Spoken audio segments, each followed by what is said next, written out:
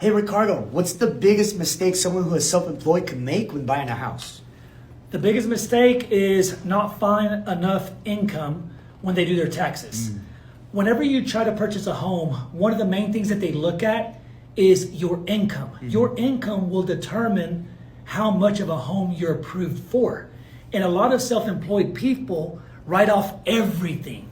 If they make $100,000, they write off $95,000 worth of expenses. And everybody knows what they're doing.